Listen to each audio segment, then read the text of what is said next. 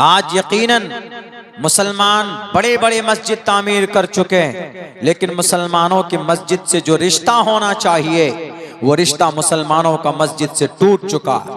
और शायद यही वजह है कि आज ये उम्मत मुस्लिमा को गाजर मूली के तरह काटा जा रहा है। मस्जिदों की कोई अहमियत और हैसियत नहीं रही, इसलिए हमारी 300 400 पुरानी मस्जिदों के ऊपर यलगार हो रहा। आपने देखा होगा शायद अभी उत्तर प्रदेश में संभल में 1529 में वो मस्जिद बनाई गई थी। आज सन 2024 है, 1529 सन 2024, तकरीबन 500 साल का मुद्दत गुजर चुका। उस मस्जिद को बनाए हुए किसी बादशाह ने बनाया, लेकिन 2 बहरूपिया खड़ा हुआ, 2 वकील, और वो पिटिशन दाखिल करता, कहता है कि इस मस्जिद को बाबरनामे में लिखा हुआ है, बाबरनामे में लिखा हुआ है, अकबरनामे में लिखा हुआ है कि इस मस्जिद को मंदिर तोड़कर बनाया गया है, इसीलिए हम इस मस्जिद की सर्वे करना चाहते हैं। जाहिल अनपढ़ आदमी, तुम्हें नहीं मालूम कि भारत के अंदर 1991 में जो एक्ट बना है कि 15 अगस्त 1947 तक जो मस्जिद है वो मस्जिद रहेगी, जो मंदिर है वो मंदिर रहेगा। प्लेस ऑफ वर्शिप एक्ट कहा जाता है इसको। इसका मतलब यही होता है कि आजादी के बाद 15 अगस्त के बाद से किसी मस्जिद की कैरेक्टर के ऊपर कोई उंगली नहीं उठाएगा। जो मस्जिदें जहां जिस हालत में है उसी हालत में रहेगी, सिवाय बाबरी मस्जिद के, चूंकि उसका केस बहुत पहले से चल रहा था। लेकिन वहां पर गए, फौरन कोर्ट में पहुंचते, वकील साहब और जज साहब ऑर्डर भी दे देते कि जाइए सर्वे कीजिए। 1-1.5 घंटे के अंदर सर्वे टीम भी पहुंच जाती और मस्जिद की छानबीन शुरू करने की कोशिश करते। अरे अगर इतनी फुर्ती रेपिस्ट को पकड़ने में लगाते, इतनी फुर्ती अदानी के करप्शन को पकड़ने में लगाते, और इतनी जल्दबाजी कठवा के अंदर आसिफा की रेप करने वालों के रेपिस्ट को सजा दिलाने में लगाते, तो शायद आज भारत का नक्शा कुछ और होता। 2 साल से मणिपुर जल रहा, उस पर कोई काम नहीं होगा, उस पर कोई सर्वे टीम तैयार नहीं करोगे। हमारी मस्जिदें हैं, बस ये मस्जिद तो किसी मंदिर को तोड़कर बनाया गया। 500 साल क्या हुआ नहीं हुआ उसको अभी सुधार सकते हैं? नहीं सुधार सकते।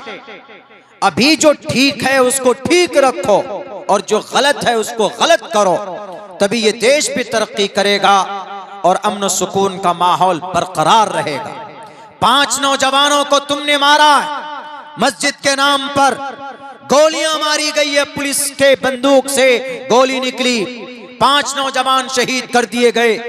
2 दिन पहले की बात है, संभल जिला संभल उत्तर प्रदेश के अंदर हसास इलाका, वहां पर पुलिस की बड़ी फोर्स बड़ी तादाद में पहुंचकर और वहां पर गोली चलाते।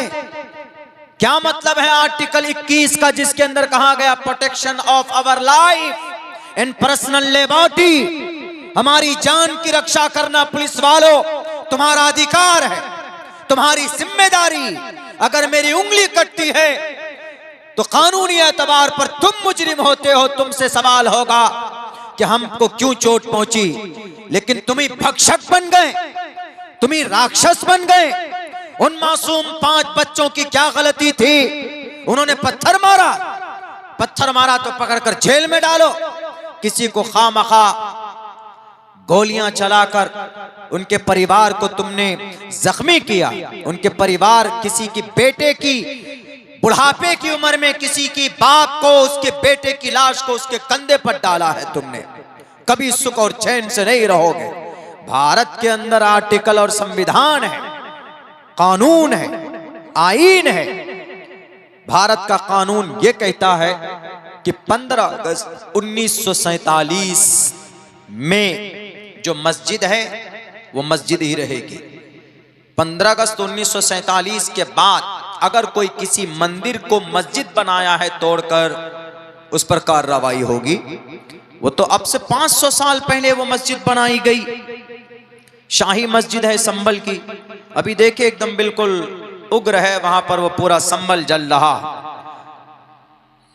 इसीलिए श्रीमद् भगवत गीता में कहा, अहिंसा सत्यम करोदस दया का शांतिरपैशुनम दया बुलेश्वलो लूप तवम हीर चापला। एक वक्ता थे रूम में, अभी उन्होंने कहा हमसे कि मैं कुछ सच्चाई पर, जैसे कुरान करीम की आयत है, या अय्युहल्लदीना आमनुत्तकुल्लाह व कूनू मास्सादिकीन, कि अल्लाह से डरो और अच्छे लोगों के साथ हो जाओ, नेक लोगों के, सच्चे लोगों के साथ हो जाओ। इस ताल्लुक से वेद में, यानी सच्चाई के ताल्लुक से, सच के ताल्लुक से वेद का कोई मंत्र दीजिए। मैंने उनको यही मंत्र लिख के दिया। मैंने कहा इसको पढ़िएगा, कुरान करीम की इस आयत का कुछ हिस्सा इस मंत्र का कुरान से मैच करता है। वो ये है, अहिंसा, जुल्म नहीं होना चाहिए, सत्यम, सच बोलना चाहिए, क्रोधस दया का, गुस्से को कंट्रोल करना चाहिए। जब ये तीनों चीजें होंगी, शांतिरपैशुनम, तो फिर शांति आती। श्रीमद् भगवत गीता का श्लोक एक मंत्र है, बहरे कैफ। तो हमारी मस्जिदें हमारे नमाज जैसी अमल के मुंतजिर है। मस्जिदों को आबाद कीजिए नमाज के जरिए से, मस्जिदों को आबाद कीजिए अजान के जरिए से, मस्जिदों को आबाद कीजिए कुरान करीम के दर्स से, मस्जिद को आबाद कीजिए दीनी बातें पैदा करके, मस्जिद को आबाद कीजिए उसमें जिक्र व अज़कार की महफिल सजाकर जिक्र कीजिए, कुरान की तिलावत कीजिए, वहाँ पर वक्त गुजारा कीजिए, एतकाफ की नीयत से बैठ जाइए। मस्जिद इबादत की जगह, दुनिया के अंदर मैं समझता हूं कि सबसे पुरसुकून अगर कोई जगह है तो हमारी मस्जिद है, अल्हम्दुलिल्लाह। लेकिन जनाब क्या बोलेंगे, इस उम्मत का जुर्म इतना बड़ा है, मैं बोलता हूं तो मेरे खिलाफ लोग लेटर निकाल देते कि मौलाना अब्दुल्ला गलत बोलता। इस पूरी दुनिया में सबसे बड़ी फजीलत वाली मस्जिद कौन सी? मस्जिद तो सारी यकसा हैं, लेकिन 3 मस्जिदें ऐसी है कि जिनकी फजीलत कुछ ऊपर कुछ नीचे है। सबसे बड़ी मस्जिद फजीलत वाली काबतुल्लाह, बैतुल्लाह शरीफ है, उसके बाद मस्जिद नबवी है, उसके बाद बैतुल मक़दिस है। कंस्ट्रक्शन के एतबार से, तामीरी एतबार से सबसे पहले बैतुल्लाह शरीफ बनाई गई, उसकी बुनियाद डाली गई। उसके बाद बैतुल्लाह शरीफ के बाद मस्जिद अक्सा की बुनियाद डाली गई दूसरे नंबर पर। तीसरे नंबर पर मस्जिद नबवी की बुनियाद डाली गई। लेकिन फजीलत के एतबार से बैतुल्लाह शरीफ के बाद मस्जिद नबवी का नंबर आता है, तीसरे नंबर पर बैतुल मक़दिस का नंबर आता है। बहरे कैफ तो फजीलत के एतबार से इन तीनों मस्जिद बैतुल्लाह में नमाज पढ़ेंगे तो उसका अलग है, मस्जिद नबवी में नमाज पढ़ेंगे तो उनकी फजीलत अलग है, और मस्जिद आप बैतुल मक़दिस में नमाज पढ़ेंगे तो उनकी फजीलत अलग है। मस्जिद सारी की सारी काबिल रिस्पेक्ट है, काबिल सम्मान है, पवित्र है, पाक है मस्जिद। लेकिन इन मस्जिदों को सबसे ज्यादा किनके नजर में खटकती? जब अल्लाह के नबी काबतुल्लाह मस्जिद बैतुल्लाह के शरीफ नमाज पढ़ने जाते तो कुफ्फारे मक्का आपको रोकते कि आप क्यों जा रहे हैं नमाज पढ़ने के लिए, आपको नमाज पढ़ने नहीं देंगे, बल्कि आपके गले में कपड़े डालकर बल दिया करते थे, बल्कि आपको तकलीफ देते थे, आपके गर्दन पर ओजड़ी डाल देते थे। तो इसलिए अल्लाह ने कुरान करीम के अंदर यह आयत नाजिल फरमाई, वमन अज़लमु मिम्मन मनअ मसाजिदल्लाहि अन युज़करा फ़ीहा इस्मुहु व सआ फ़ी ख़राबिहा। जो लोग मस्जिदों को खराब करने की कोशिश करते हैं, जो लोग मस्जिदों में रब का नाम नहीं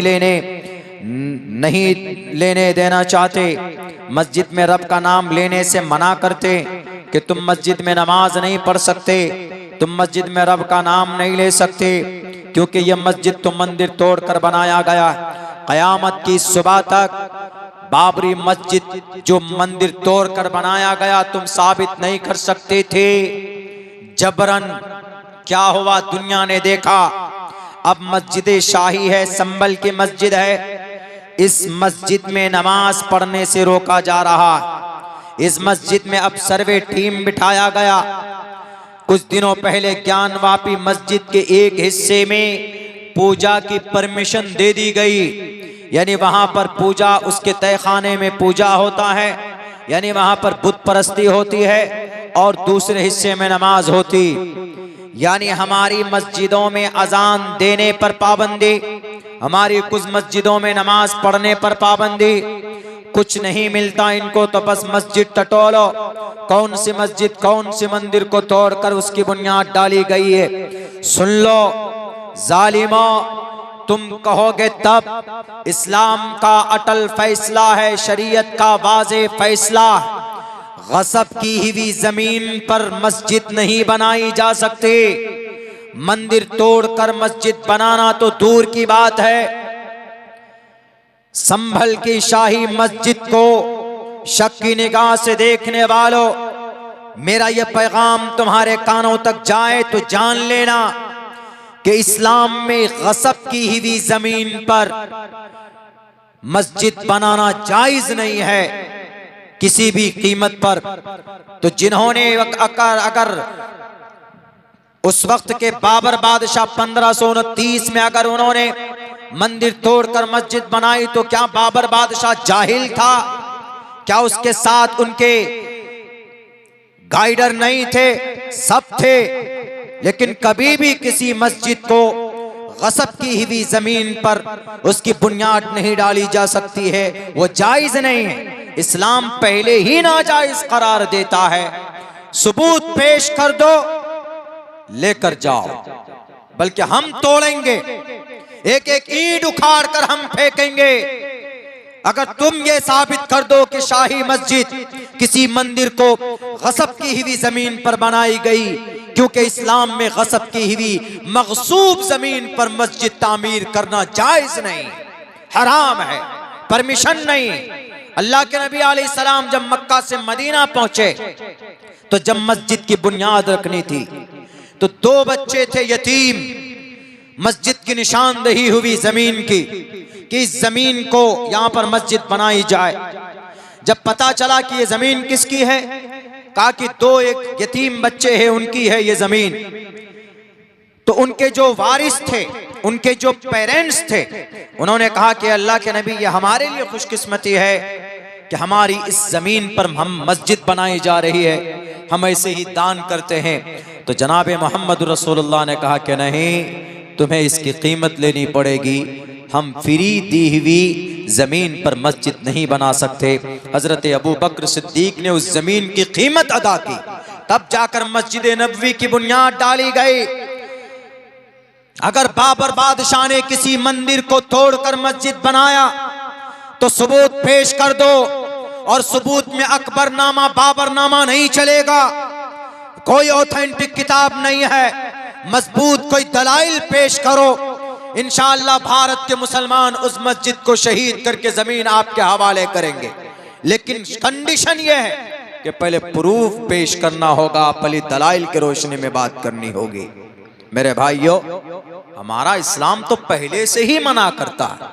इस्लाम में है ही नहीं कि नहीं किसी की जमीन पर अगर कोई, मिसाल के तौर पर गांव का मुखिया है, पंचायत का सबसे बड़ा मुखिया होता है हमारे बिहार में, अगर वो किसी की जमीन पर, किसी कल्लू बेचारा कमजोर है, उसकी जमीन पर नाजायज कब्जा करके कहा करे जमीन दो मस्जिद में जबरन, वो खुश नहीं है, बेचारा खुश नहीं है, जमीन बना दी, जायज है?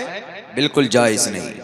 जब जनाब मोहम्मद रसूलुल्लाह सल्लल्लाहु अलैहि वसल्लम ने फ्री में जमीन नहीं ली, दूसरी मर्तबा जब वसी होने की मस्जिद नबवी को कुशादा करना था, छोटी पड़ रही थी, तो उस वक्त हजरत उस्मान गनी रज़ी अल्लाह ताला ने वो जो बाकी और जो जमीनें खरीदी गई उसके पैसे उस्मान गनी रज़ी अल्लाह ताला ने दिए। तो इससे साफ पता चलता है कि इस्लाम में तो पहले से प्रावधान मौजूद है कि गसब की हुई ज़मीन पर कोई मस्जिद नहीं बनाई जा सकती। लेकिन बस कोई मुद्दा नहीं मिलता है, बस यही कोई मामला भटकाना हो। असल में वहाँ इलेक्शन हुआ है, उपचुनाव किसी जगह पे, उस जगह पर कुछ बड़ा घोटाला पकड़ा जाना है, कुछ करप्शन, कुछ गड़बड़ी, तो अब लोग उधर मुतवज्जो होंगे तो उधर से बचने के लिए वहां पर दंगा करा दिया, और दंगे में 5 मासूम बच्चों को गोली मारी है पुलिस वालों ने। आर्टिकल नंबर 21 में क्या लिखा है? प्रोटेक्शन ऑफ आवर लाइफ, हमारी जिंदगी की हमारी रक्षा करना सरकार की जिम्मेदारी। Protection of our life and personal liberty, और हमारी आज़ादी इसकी भी हिफाजत करना किसकी जिम्मेदारी है? सरकार की। लेकिन सरकार के इशारे में जनाब गोलियां चल रही। मेरे भाइयों, क्यों हो रहा है ऐसा पता है? यह ऐसा मुसलमानों की बदअमली की वजह से हो रहा। मैं एक बड़ी कड़वी बात करने जा रहा हूं, सब्र के साथ सुनिएगा, सोचिएगा। हमने क्या कहा? सबसे मुक़द्दस ज़मीन अगर पवित्र और मुबारक कोई सबसे पहला घर है इस दुनिया में, इस ज़मीन पर, तो बैतुल्लाह। इन्न अव्वल बैतिन वुज़िअ लिन्नासि लल्लज़ी बिबक्कत मुबारकन व हुदल लिल आलमीन। वो एक ऐसी, उसकी बरकत से वो पूरा शहर मुबारक है। ला उक़सिमु बिहाज़ल बलदि व अंत हिल्लुम बिहा वत्तीनि वज़्ज़ैतूनि व तूरि सीनीन व हाज़ल बलदिल अमीन। अमन की जगह, इससे मुराद यही। संस्कृत में भी है, शंभल कराम गुक्यस्स बराहमणयस्स, शंभल कराम, अमन की जगह, उसी को कहा गया। इन्न अव्वल बैतिन वुज़िअ लिन्नासि लल्लज़ी बिबक्कता, जो मक्के में है सबसे पहला घर जो बनाया गया। इन्न अव्वल बैत, अल्लाह के घरों में जो सबसे पहला घर जो बनाया गया इस जमीन पर। इन्न अव्वल बैतिन वुज़िअ लिन्नास, जो लोगों के लिए, लोगों की इबादत के लिए। लल्लज़ी बिबक्कता, वो मक्के में है, वो बैतुल्लाह। बिबक्कत मुबारकन, बरकत है, वहुदन, हिदायत है, वरहमा, रहमत है। किनके लिए? पूरे जहान वालों के लिए, रहमतुल लिल आलमीन। इन्न अव्वल बैतिन वुज़िअ लिन्नासि लल्लज़ी बिबक्कत मुबारकन व हुदल लिल आलमीन, हिदायत है पूरी दुनिया वालों के लिए। कौन? काबतुल्लाह।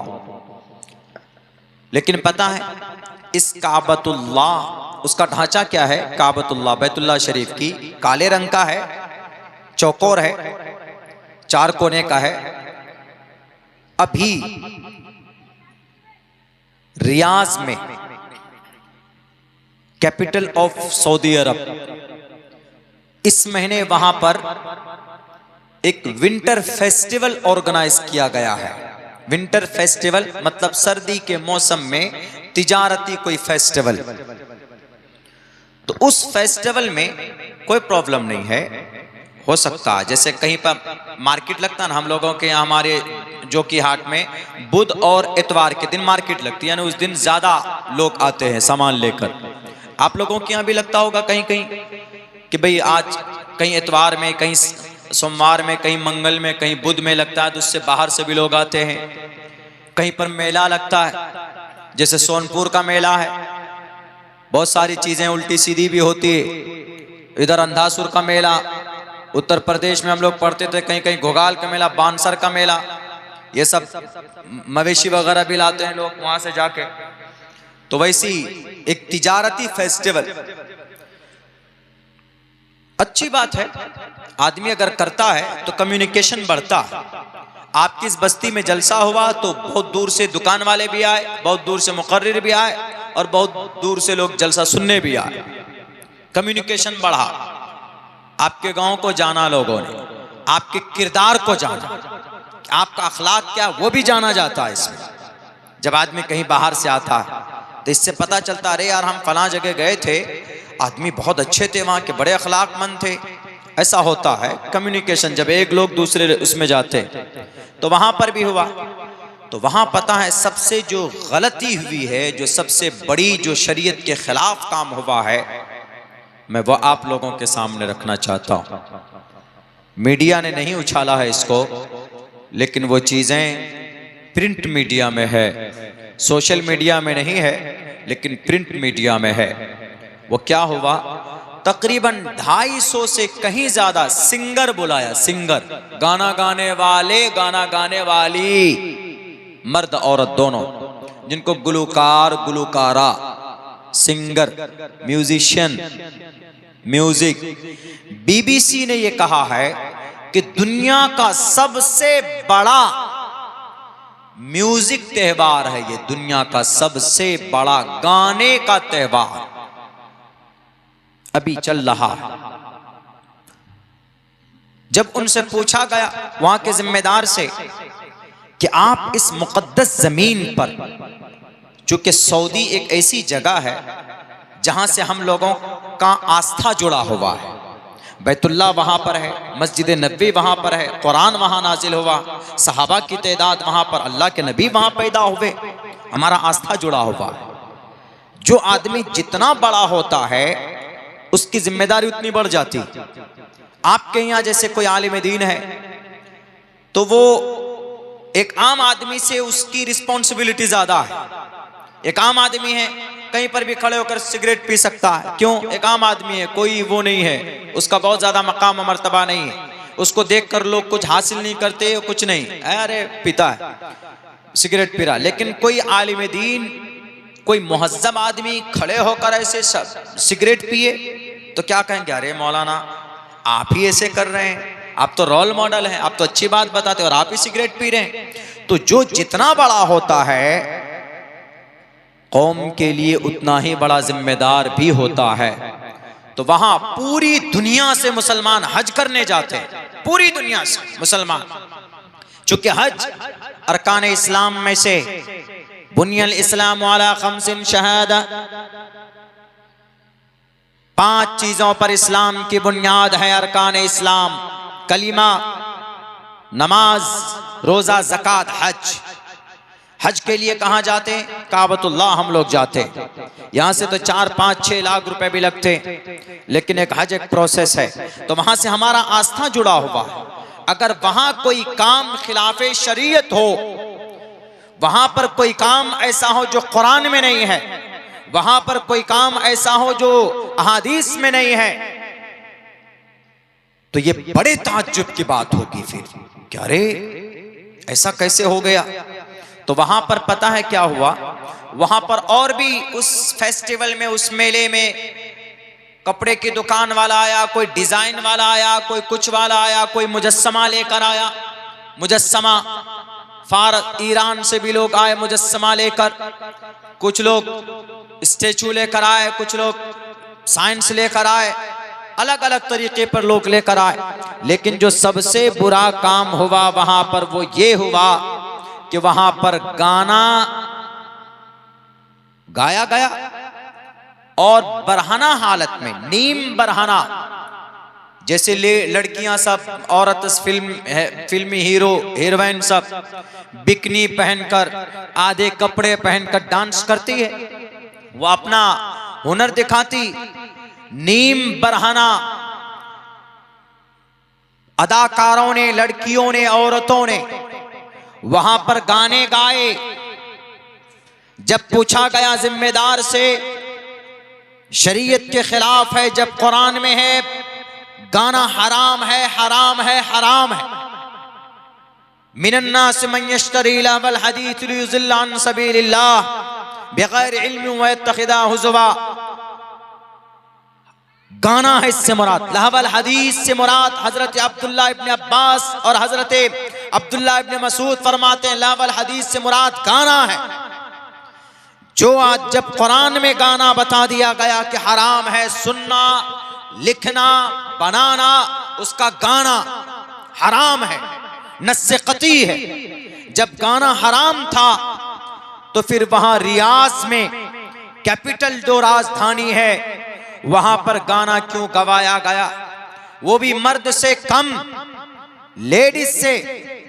नीम बरहाना यानी पूरा आधा बदन खुला हुआ, बिकनी और स्कर्ट पहनकर गाना गा रही थी। उन्होंने कहा कि हम सिर्फ अभी तेल से हमारी आमदनी है, हम आमदनी बढ़ाना चाहते। अरे अल्लाह के दुश्मन, तुम सोचो,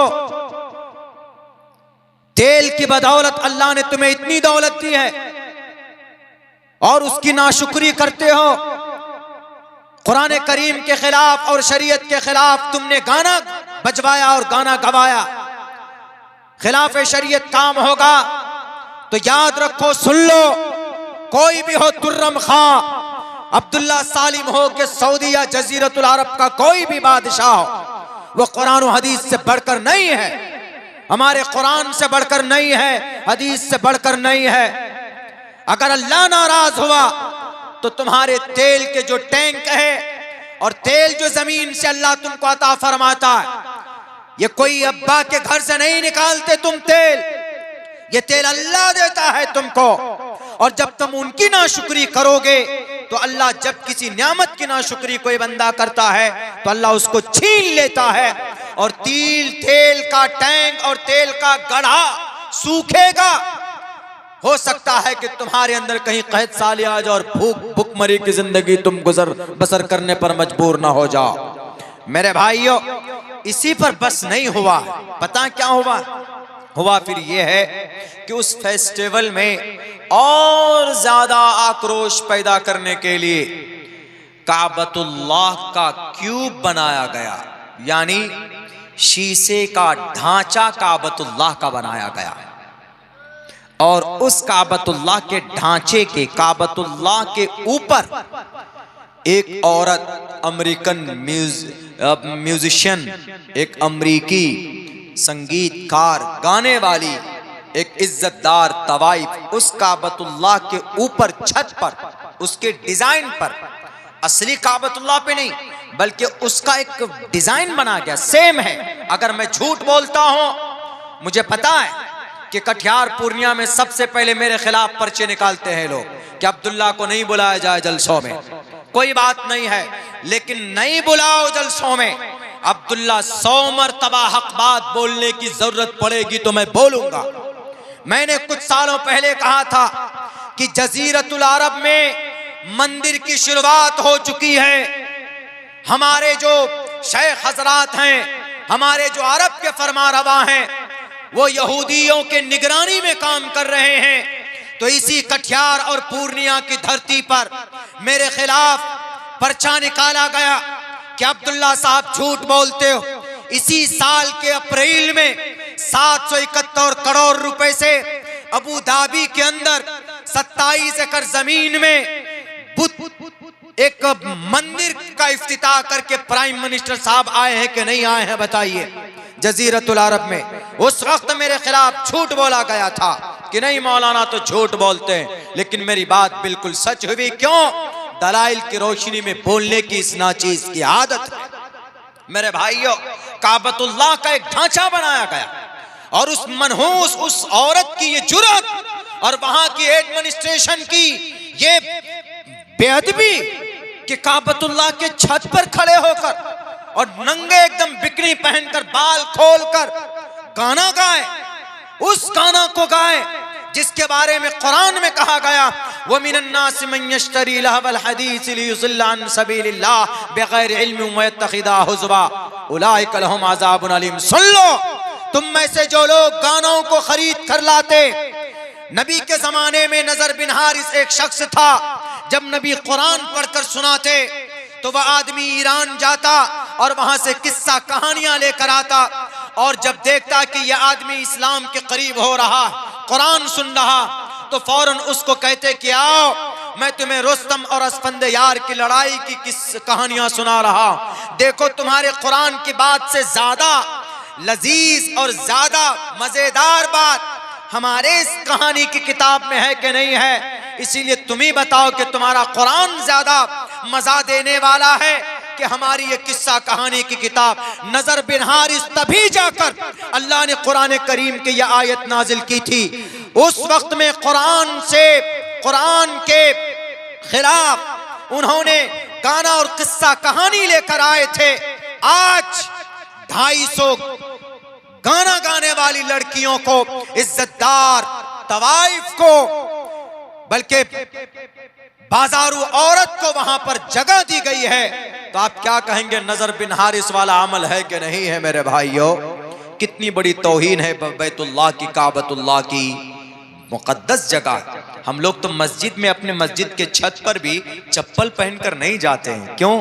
खिलाफे अदब है, मस्जिद का एहतराम है कि भाई मस्जिद है, जैसे मस्जिद में हम लोग चप्पल पहनकर नहीं जा सकते। क्यों? क्योंकि चप्पल में गंदगी रहती है, चप्पल के अंदर बहुत सारी चीजें लगी हुई होती है, जायज नहीं है। अगर चप्पल में गंदगी है तो उसको पहनकर मस्जिद में जाना नॉट अलाउ। मस्जिद के छत पर भी नहीं जाते चप्पल पहनकर। क्यों? मस्जिद है, ये पवित्र जगह है, पाक जगह है, अल्लाह को पसंद है ये जगह। अब वहां पर एक लेडीज को खड़ा कर दिया है, लो मैडम पढ़िए गाना, सुनिए, हमें सुनाइए। वो भी कहां? काबतुल्लाह के छत पर क्यूब बनाया गया शीशे का, और उसके ऊपर लोगों से कहा गया, वहां की एडमिनिस्ट्रेशन से, जिम्मेदारों से, कि आपने इतना बड़ा गुनाह अजीम को करने का कैसे इजाजत दिया आपने? उन्होंने कहा कि हम यहाँ पर तिजारत में तरक्की करना चाहते।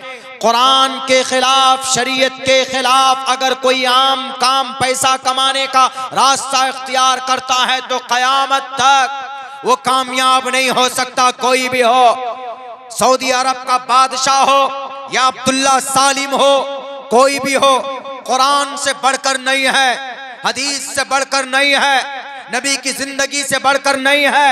ईरान से मुजस्समे भी लाए गए इस त्योहार में, यानी वो बुत जो 360 बुत थे काबतुल्लाह के इर्द गिर्द, वद्दम वला सुवाक वला यगूस व यऊक व नसरा, ये सब बुत, उन बुतों को फिर से लाने की बात कही जा रही है, एंट्री की बात की जा रही।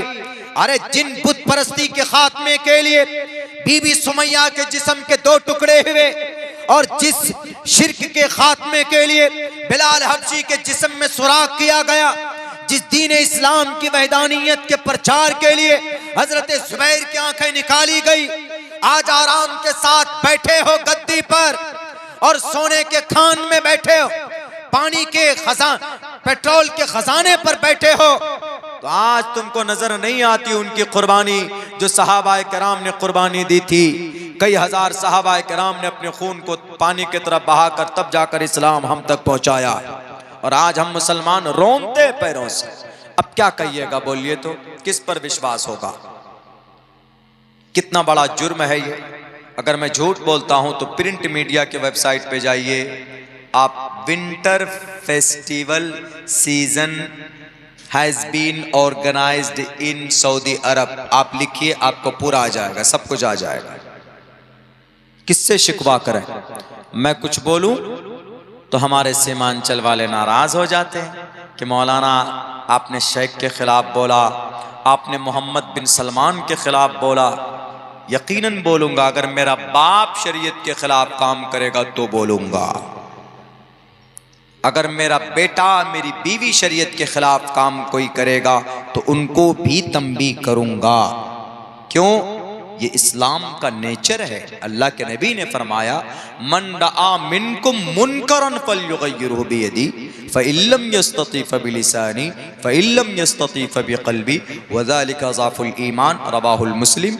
अल्लाह के नबी ने फरमाया कि कोई बुराई देखो तो उसको रोको। हो सकता है कि भूल से कर रहे हैं, अल्लाह तौफीक दे दे, हिदायत दे दे। आज पूरी दुनिया के अंदर मुसलमान नरगे में है, और हमारे लोग जिनको अल्लाह ने दौलत दी है वो एकदम मौज में है, मस्ती में है।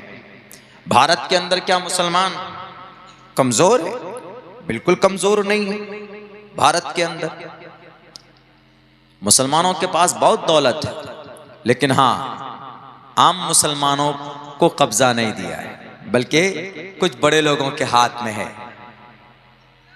इसीलिए जिस दिन ये उम्मत, हमारे लोग सुधर जाएंगे, हमारा अमल अच्छा हो जाएगा, तो हमारी मस्जिदों पर नजरें डालना लोग छोड़ देंगे, हमारे मदरसों में ताले लगाना छोड़ देंगे, और हम पर अत्याचार करना छोड़ देंगे। जिस दिन हमारा अमल दुरुस्त हो जाएगा। इसीलिए मुसलमानों, मैं हर जलसे में आखिर में यही बातें कहता हूँ कि हम मुसलमानों को अपने अमल को सुधारने की ज़रूरत है, वरना हमारे पास बहुत दौलत है। आपको इस मस्जिद की तामीर के लिए चंदा करने की कोई ज़रूरत ही नहीं थी, अगर हमारी वो तंजीम अगर आपकी मदद करती। कौन सी तंजीम? वक्फ बोर्ड, जिसको मिस्टर मोदी जी अपना ले हथियाने की कोशिश कर रहे हैं। बहुत पैसा है, बहुत करोड़ों रुपए, 12,000 करोड़ रुपए सालाना इनकम है वक्फ बोर्ड का। कहां जाता है पैसा? वक्फ बोर्ड का पैसा कहां गया? मस्जिद बनी, वक्फ बोर्ड ने मस्जिद बनाई नहीं। कोई मदरसा चलाया नहीं। कोई हॉस्पिटल है नहीं। कोई यूनिवर्सिटी है नहीं। कोई इंस्टीट्यूट है नहीं। कोई ट्रेनिंग कॉलेज है नहीं। कोई यूपीएससी की कोचिंग सेंटर है नहीं। कोई नीट की एग्जाम के लिए बच्चों की तैयारी के लिए कोई बंदोबस्त है नहीं। तो पैसा कहां जा रहा? तो घोटाला हो रहा। इसीलिए अल्लाह ने कहा ज़हरल फसाद फिल बर्रि वल बहरी बिमा कसबत ऐदिन नास। लोगों की बदअमली की वजह से मिस्टर मोदी, मिस्टर योगी, मिस्टर अमित शाह खड़े होंगे। ये ऐसे नहीं हुए, ये भारत नहीं, भारत के मुसलमानों के अमल को दुरुस्त करने के लिए खड़े हुए, समझ लीजिए। इसीलिए मेरे भाइयों, चूंकि वक्त काफी हो चुका है, मैं आप लोगों से यही गुजारिश करूंगा कि इस वक्त 2-3 काम करना है। ये हमारे जितने भी नौजवान हैं, ये अपनी जवानी को महत्व नहीं देते, ऐसे एकदम लफंगे की तरह जिंदगी गुजारते नहीं। एक एम सेट कीजिए और कम से कम अपनी जिंदगी में नमाज को जगह दीजिए। नमाज बहुत जरूरी है। आप यूं सोचेंगे कि हम निकल जाएंगे, बिल्कुल नहीं। नमाज के बारे में सवाल होगा। जानबूझकर नमाज छोड़ने वाला कुफ्र के दरवाजे तक पहुंच जाता है। इमाम इसहाक बिन रावे कहते हैं कि वो तो काफिर हो जाता है जो जानबूझकर नमाज छोड़ता है। इसलिए माओ बहनों से भी कहूंगा कि आप नमाज की पाबंदी करें। मुसलमानों के चेहरे में नूर नहीं है, मुसलमान सुन्नत से दूर है। अल्लाह के नबी की सुन्नत पर कौन अमल करेगा? एक सुन्नत पर अमल करेंगे तो 100 शहीदों का सवाब रब देता है। इसीलिए इस उम्मत को अमल की जरूरत है, वरना सारी चीजें अभी भी वही वैसे ही है। वही कुरान है, वही शरीयत है, वही अहकामात है। आज मानने वाले बदल गए तो अल्लाह ने निजाम को बदल दिया। पहले वही साहबी थे, वही कुरान था, वही 5 वक्त की नमाज थी, लेकिन ये किसी से डरते घबराते नहीं थे। आज अगर किसी का नाम लो तो डरते और घबराते। आज मिस्टर योगी और मोदी की बात अगर उसकी पुलिस आ जाए तो पैंट में पेशाब कर दिया जाता। ये बुज़दिली आई कहां से? ये बुज़दिली सिर्फ दुनिया की मोहब्बत ने पैदा की है आपके अंदर। अगर आपका ईमान मजबूत हो, पाबंदी से नमाज पढ़ें, तो जो मोमिन होता है वह अल्लाह के अलावा किसी से नहीं डरता। वल्लाहु अहक़्क़ु अन तख़शौ। इसीलिए मैं यही कहूँगा, इन द एन आखिर के अंदर में जितने भी लोग बचे हैं, मैं जानता हूँ कि आप लोगों को भी नींद आ रही है और हम भी बहुत ज़्यादा थके हुए हैं। बहुत लंबा सफ़र करके पहुँचे हैं, चंपारण यानी 400 किलोमीटर दूर का सफ़र करके पहुँचे आपके जलसे में। तो बस इतना कहूँगा कि इस उम्मत को अमल सुधारने की ज़रूरत है। हम अपना अमल सुधारें, इंशाअल्लाह हमारी मस्जिद की भी हिफाजत अल्लाह करवा देगा और हमारी भी हिफाजत अल्लाह करवा देगा। मैं दुआ करता हूँ अल्लाह सुब्हानहू व तआला से कहने सुनने से ज़्यादा अमल की तौफीक अता फरमाए। बहुत बहुत शुक्रिया। जज़ाकल्लाह। अस्सलामु अलैकुम।